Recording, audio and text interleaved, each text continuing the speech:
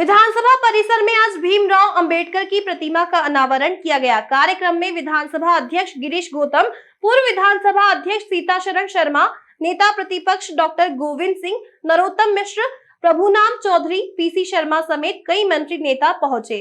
CM Shivraj ने प्रतिमा का अनावरण करते हुए कहा कि आज बहुत खुशी हो रही है कि विधानसभा परिसर में बाबा साहेब डॉक्टर भीमराव अंबेडकर की प्रतिमा का अनावरण करने का मौका मिला। सीएम ने कहा कि पाथवे से होते हुए जाओगे तो बाबा साहेब को प्रणाम करते जाएंगे। इधर विधानसभा अध्यक्ष गिरीश गौतम ने कहा, हालांकि पहले से भी एक और मूर्ति स्थापित है, मगर वह सीमेंट की मूर्ति थी, इसलिए ये मूर्ति विधानसभा परिसर में दूसरी मूर्ति स्थापित की गई है। यहाँ उपस्थित प्रिय बहनों और भाइयों, आज मैं सबसे पहले अध्यक्ष महोदय के प्रति अपना आभार प्रकट करना चाहता हूँ। डॉक्टर साहब की प्रतिमा थी, बाबा साहब की प्रतिमा थी,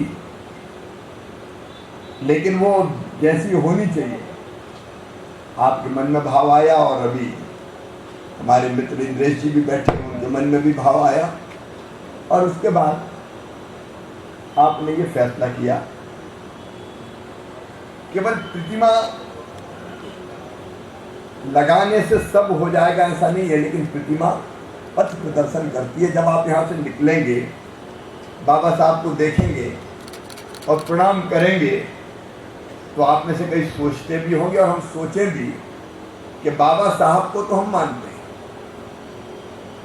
बाबा साहब का हम सब आदर करते हैं, बाबा साहब हम सबकी श्रद्धा के केंद्र हैं, बाबा साहब ज्ञान और कर्म के संगम हैं, बाबा साहब संविधान के निर्माता हैं। अगर हम मुख्यमंत्री, मंत्री, विधायक, सांसद के रूप में बैठे हैं तो बाबा साहब द्वारा बनाए गए संविधान के कारण ही बैठे। बाबा साहब ने जीवन भर संघर्ष किया समता मूलक समाज के निर्माण के लिए, और ये बात सही कही नेता प्रतिपक्ष जी ने। उनका जो उद्घोष था, शिक्षित बनो, संगठित रहो, संघर्ष करो, ये प्रासंगिक है। वो कहते थे शिक्षित बन गए तो फिर तुम शेर की तरह दहाड़ोगे, अपने अधिकारों के प्रति जागरूक होगे। और बाबा साहब को ये ना माने कि केवल कुछ लोगों के थे। बाबा साहब देश की 130 करोड़ जनता के श्रद्धा के केंद्र हैं। हम सब बाबा साहब को मानते हैं। ये बात सच है कि समाज में जो पीछे रह गए, नीचे रह गए, दलित, पीड़ित, शोषित, उनकी आवाज बन के बोल रहे, और आज जो उनके कल्याण के काम हो रहे हैं, बाबा साहब का योगदान कोई भुला नहीं सकता। आज हम यही संकल्प लें, बाबा साहब को मानते हैं, बाबा साहब की माने किया। आज संविधान में बराबरी का सम्मान दिया, बराबरी का मताधिकार का अधिकार दिया।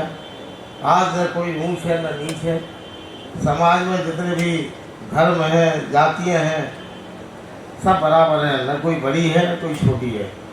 ये अधिकार देने का काम बाबा साहब अम्बेडकर साहब ने किया।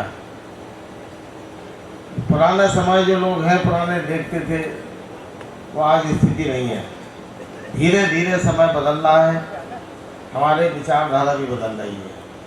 आज कहीं एक आध जगह, कहीं किसी जगह मिलता हो ऊंच नीच की बात, अन्यथा धीरे धीरे समाज में भाईचारे का, समानता का व्यवहार हो गया है। डॉक्टर अम्बेडकर जी का कितने गरीब शोषित परिवार के होते हुए भी, कमजोर, बड़ी कठिन परिस्थिति में, बड़ी परेशानी के साथ उन्होंने अपनी पढ़ाई की। अनेक जगह उनको अपमानित होना पड़ा, उसके बाद लेकिन अपने लक्ष्य की प्राप्ति के लिए अपमान सहते हुए उन्होंने शिक्षा ग्रहण की। और उनका हमेशा उधर नारा था, दलित शोषित समाज सभी से कहते थे कि पहले, सबसे पहले आप शिक्षित बनो। जब शिक्षा आएगी तो आपको ज्ञान का भंडार मिलेगा, पूरे विश्व में और देश में क्या हो रहा है, क्या हमारे साथ शोषण अन्याय हुआ, उसको समझोगे। उसके बाद उन्होंने कहा कि संगठित हो, इकट्ठा संगठन को मजबूत करो और फिर अन्याय के खिलाफ संघर्ष करो।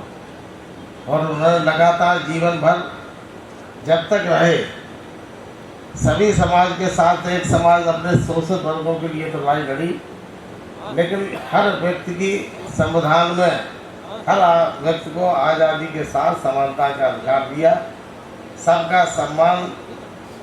इस अवसर को गौरवमयी बनाने का ऐतिहासिक क्षण प्राप्त हुआ है।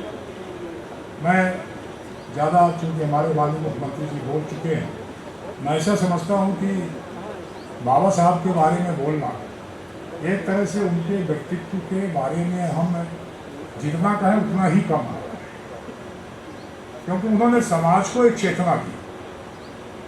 और ये भी उनने कहा कि शिक्षा प्राप्त करो तो समाज को चेतना ही दे रहे हैं। मैं ऐसा नहीं कहता कि 100% शायद वही हो, परंतु उसके कारण भी आज समाज का हर वर्ग चाहे जिस स्तर का हो वो शिक्षा प्राप्त करने की ओर अग्रसर है। और आज की सरकारें, खासतौर पर मध्य प्रदेश की हमारी सरकार लगातार इस बात का प्रयास कर रही है कि कोई इस तरह का व्यक्ति बचे नहीं जो शिक्षा से वंचित हो जाए, और न केवल शिक्षा प्राप्त करें, उच्च शिक्षा गुणवत्तापूर्ण प्राप्त करें। इसलिए लगातार प्रयास हो रहे हैं। इसलिए मैं मध्य प्रदेश के हमारे यशस्वी मुख्यमंत्री जी को धन्यवाद करता हूं कि बाबा साहब के सपनों को पूरा करने में अपना योगदान देने में कोई कसर नहीं छोड़ी है। इसलिए मैं उनका धन्यवाद करता हूं। आप सबको धन्यवाद करता हूं कि आप मेरे निमंत्रण पर यहाँ आए और इसको स्वीकार किया, मेरे आमंत्रण को यहाँ पर उपस्थित हुए। हमारे मंजा सिंह सभी अतिथियों का मैं उनका हृदय से आभार व्यक्त करता हूँ और सबके प्रति अपनी कृतज्ञता जाहिर